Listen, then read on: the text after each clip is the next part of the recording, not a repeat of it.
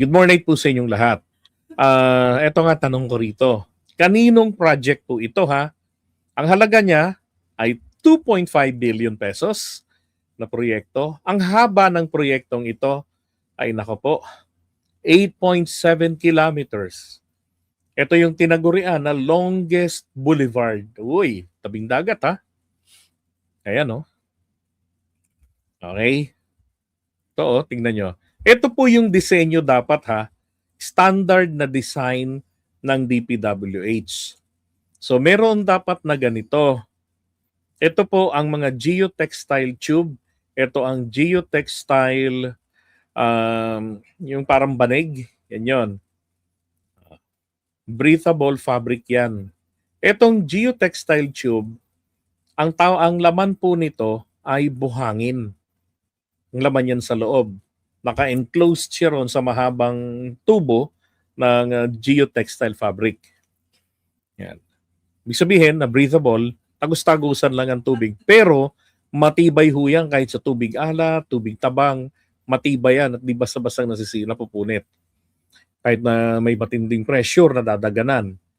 Then saka po ito ngayon tatabunan ng lupa or ng concrete, yan, ganyan. Sa buhangin, di ba? Sa gilid. Yan. Ngayon, ito po yung nangyari dito. Ang tanong, paano po, Camarines Norte ito? Kanino po itong proyekto? So, parang pareho ng sa Mindoro ito eh. Nagkaampaw-ampaw din, di ba? So, ang ginagawa po kasi diyan, katulad niya, no? Ipinoporma nila muna yung mga bato, yung buhangin diyan, magkakasama. Ipoporma nila ng pagganon. Pagkatapos ngayon, lalatagan nila ng mga malaki-laking bato sa gilid and then sisementohin. So kumbaga naka-sandwich yung mga buhangin at mga bato. Now, kapag mayroong seepage, ibig sabihin mayroong crack, may siwang, at pinapasok ito ng tubig, tatagal po, pag tumagal po yan ng mahaba-haba, yung seepage na yan na hindi na siselyuhan, yung laman sa loob nito ng mga buhangin o lupa, tatangayin ng tubig. Dahil ang tubig po, hahanap at hahanap yan ng madadaanan niya. Okay? Ngayon, ganito ho nangyari dito. Lalo na tabi ng dagat yan. Di ba? Pinapasok ng tubig dagat na. Pag nag-high tide. So nakukut-kut yung buhangin dyan sa loob. Kaya nga dapat kasi, kaya nga ganito yung disenyo.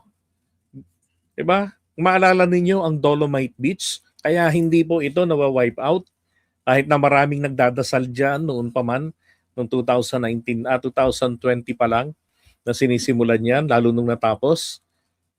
Dahil po dyan sa engineering technology, or tinatawag nila na engineering intervention, nilagyan ng mga geotextile bags, geotextile tubes sa mga gilid, sa may gitna, nilagyan nila.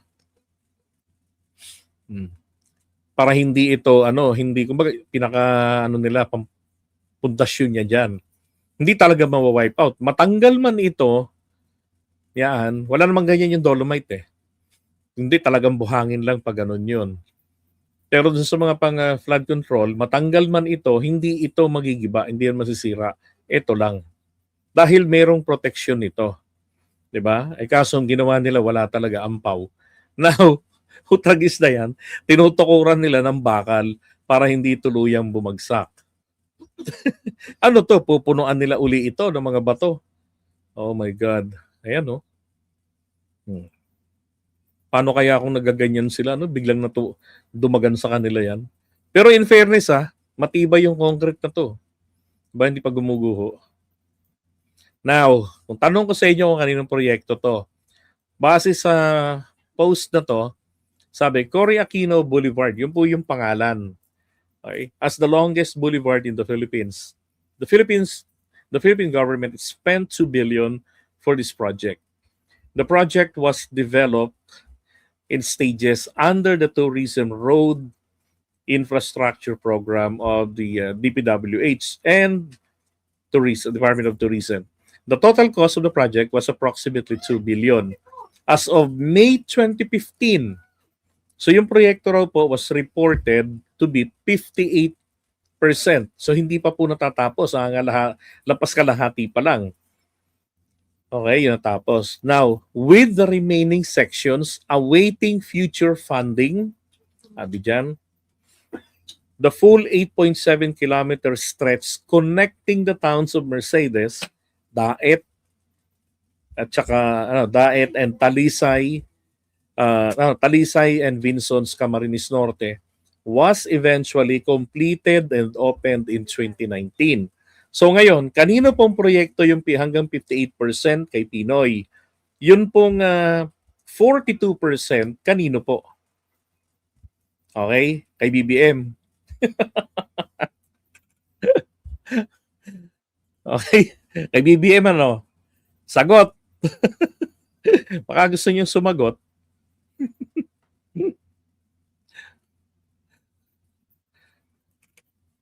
Haba ng tulay na to. Ay, haba ng tulay.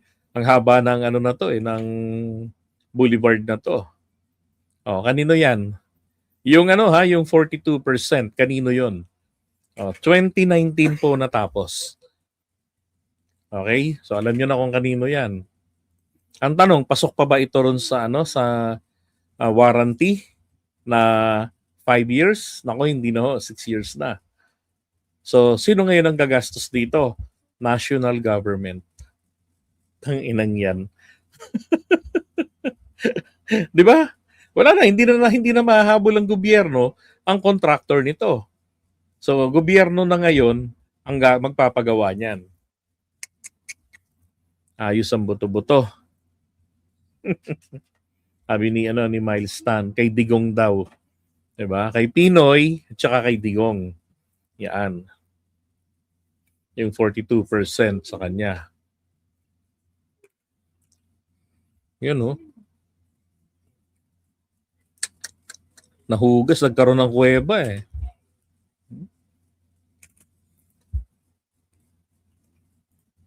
Alright. Okay, so iwan na nga natin yan.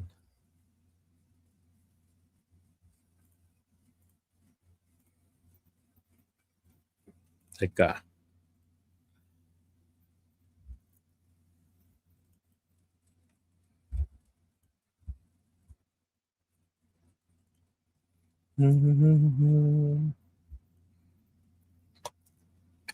Alam nyo ba na